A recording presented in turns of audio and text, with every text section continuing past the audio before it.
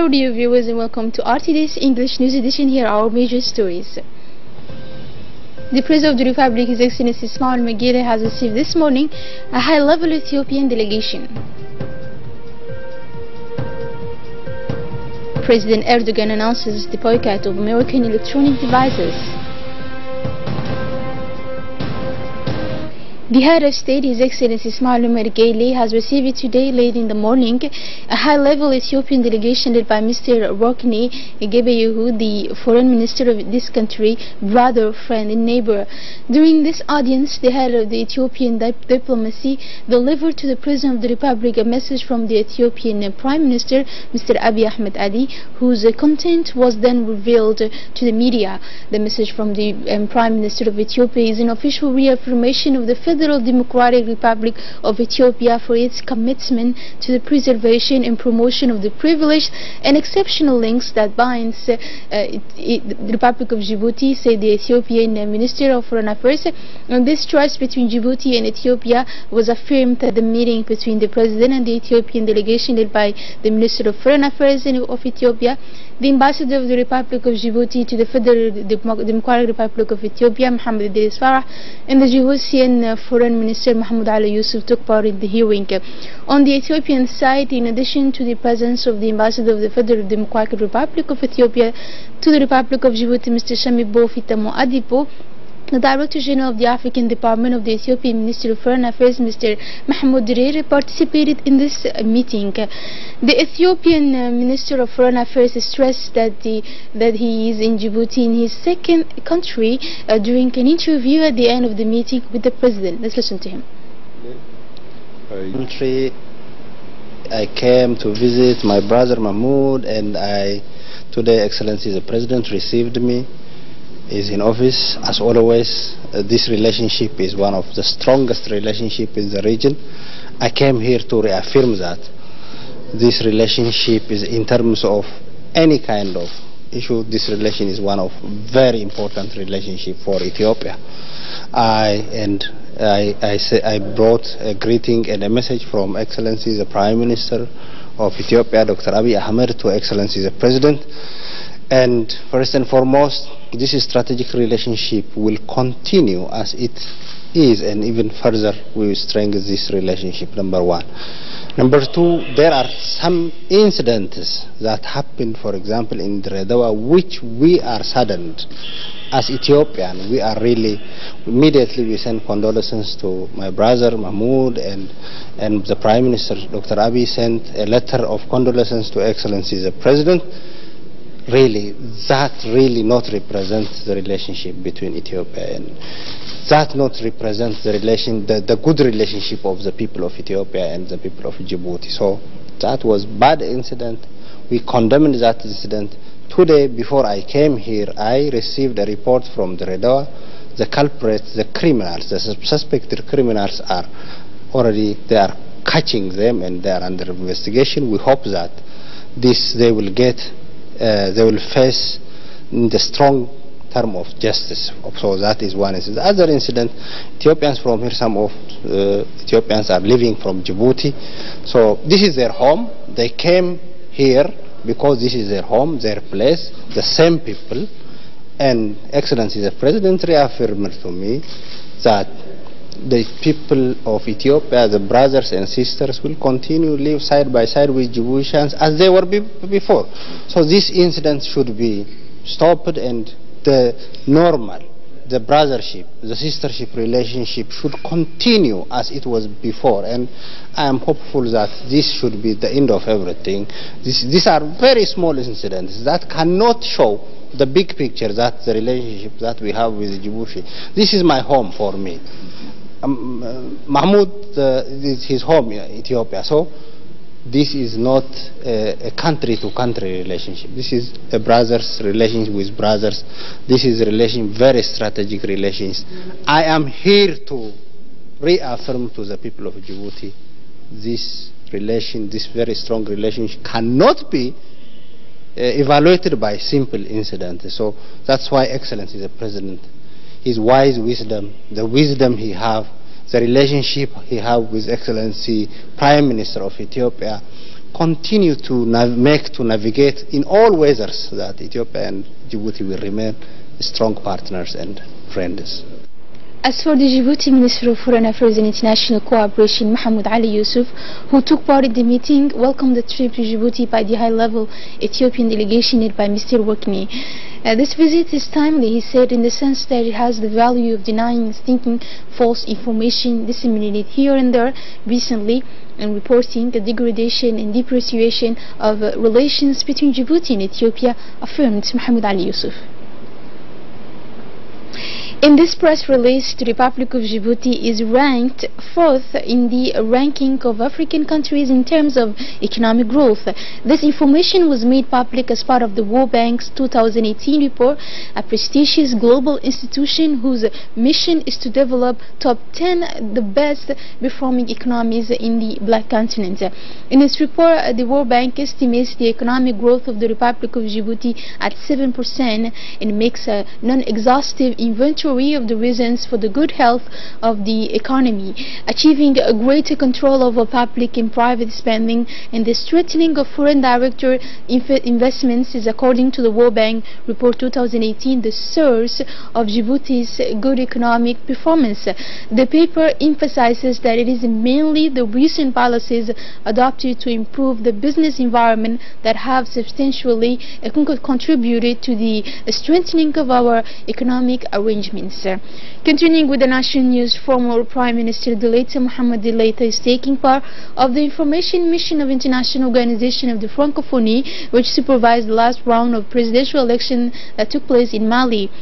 It was last Sunday, August 12th, that the Malians were summoned to choose their new president between the outgoing Ibrahim Boubacar Keita, known as IBK, and the opponent Soumaïla.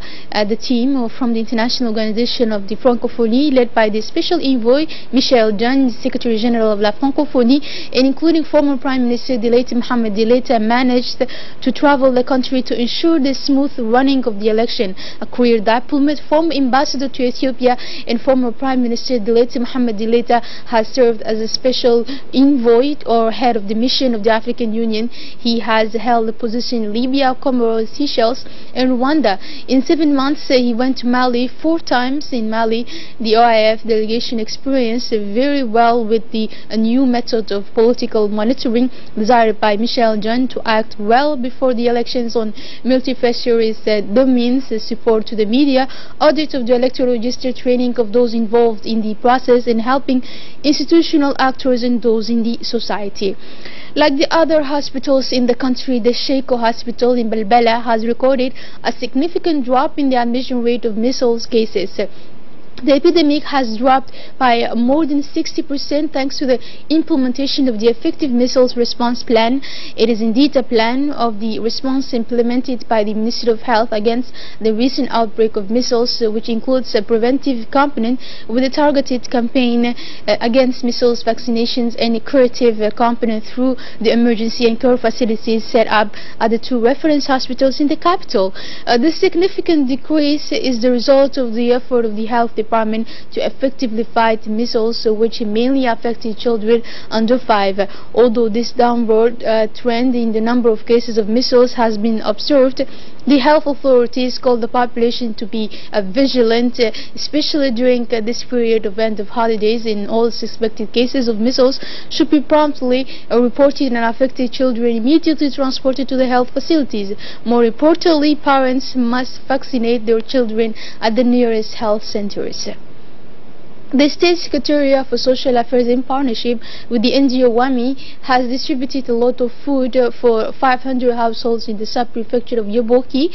This population of the rural northwest pastoral areas of the region is facing a real food insecurity situation. The department has planned to distribute food aid for these 500 identified families, whose first phase was distributed today.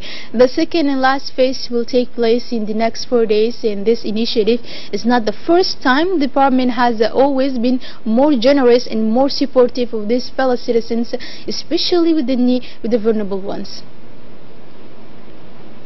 Obituary: we learned with sadness the death that occurred yesterday in Sana'a following a heart attack by the sister of our colleague from the Arab section, Tariq Moureiri. All the radio television of Djibouti employees conveyed their sincere condolences to our colleague Tariq Moureiri and his family.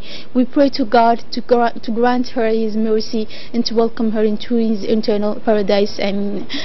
On the news outside our borders, confronting Boko Haram, Cameroon's military campaign against the Boko Haram insurgency started late but has met with partial successes. More with Hinda Ibrahim.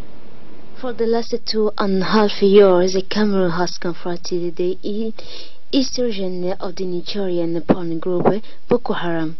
The conflict has already caused 1,500 deaths and led to 1,055 displaced persons and 73,000 refugees. Although the first attacks occurred in March 2014, the jihadist group's presence in Cameroon so far not reaching dates back to at least 2011. It has benefited from a network of local collaborators and has exploited the vulnerabilities that the region shares with northeastern Nigeria. While the first 18 months of conflict were characterized by conventional warfare, the group has now switched the asymmetric mode of attack. Turkey's Erdogan pledged U.S. electronics boycott gets closer with Russia. Details. President Recep Tayyip Erdogan had announced a boycott of American electronics Tuesday after U.S. President Donald Trump's decision to hike tariffs on Turkish steel imports. Whatever we buy from abroad, we are going to produce here in better quality and export it. We are going to boycott U.S. electronics, Erdogan said at the celebration of the 17th anniversary of his Research and Development Party. If they have the iPhone, on the other hand, there is Samsung in our country. We have Venice and Vestel, he said, referring to a Turkish-made phone made by electronic manufacturer Vestel. What we can do is provided by what we have done so far. Whatever we pay from abroad, we will do here, he said. It is not clear if this will be an official government boycott or just a call to Turkish public to stop buying American electronics. Idlib Museum reopened doors, although Syrian province still in rebel hands. Museum in Syria's opposition held province of Idlib said to host one of the world's oldest dictionaries reopened on Monday after 5 years. Dozens of visitors trekked into the museum in Idlib city to see what an official says presented just a fraction of the building's collection. Ayman al-Nabu, head of antiquity for the city controlled by opposition factions, said the museum had been damaged by airstrikes and looting during Syria's nearly 7-year conflict. Nabu urged UNESCO to help preserve the archaeological city of the province and say archaeology has nothing to do with politics. Afghan aid group offers to help Ghazna's wounded. The aid group is offering to help with the wounded in the eastern city of Ghazni, where critical battles are underway between government forces and the Taliban, and where the local hospitals have been overwhelmed with the casualties. At least 120 Afghan forces and civilians have been killed, along with a dozen more injured, and there are many more have been wounded. Help cannot reach them because the fighting has paralyzed the city. And in this report, just let's discover how Vienna named the world's most livable city, knocking out Melbourne. Vienna is the most livable city in the world, according to a new survey. The Austrian capital came out on top of ranking, forcing former most livable city Melbourne into second place for 2018. Both London and New York didn't even find a place into top 14, while the world's least livable city was found to be the Syrian capital, Damascus. That's all for this news. Thank you for joining us on Radio Television of Djibouti, and have a good night.